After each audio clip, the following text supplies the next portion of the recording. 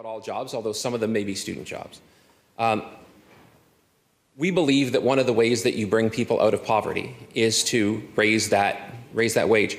The term minimum wage, too, is deceitful in a certain way, just the term itself. At $14 an hour, we call that a minimum wage. At $15.85, we call that a living wage. The living wage is set so that anyone who's making below that, technically, by the math, is living in poverty.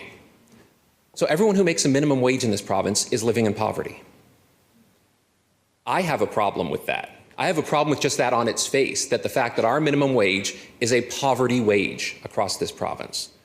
So obviously I fight at the provincial level to try and change that as well.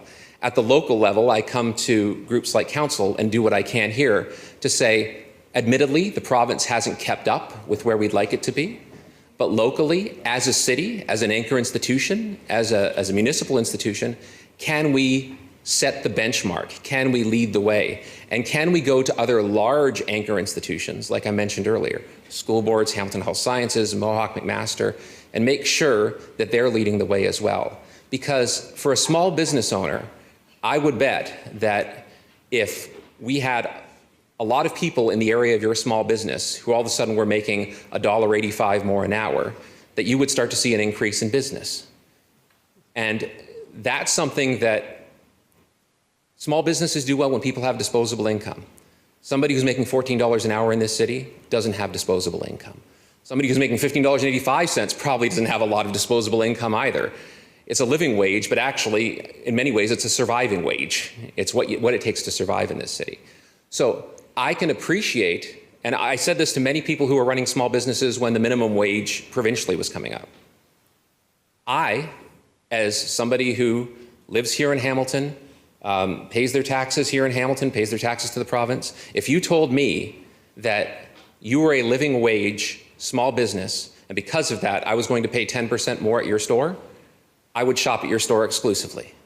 And I do that with businesses around this city. I have a lot of privilege to be able to say that. I'm fully acknowledging that privilege because I make a good salary in the job that I do full time.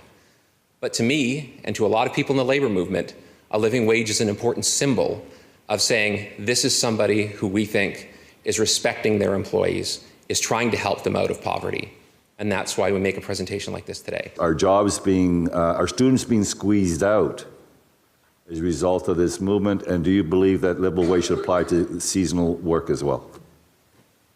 I believe that living wage, much in the same way that I believe in a concept of, say, universal pharmacare, I believe that living wage has to be universal and not means tested. I think that once it becomes means tested, that there are too many ways that you can deteriorate that means testing to remove people from a living wage. At some level, it's a job that's worth doing. And if it's a job that's worth doing, I believe that it's a job that should be paid a living wage.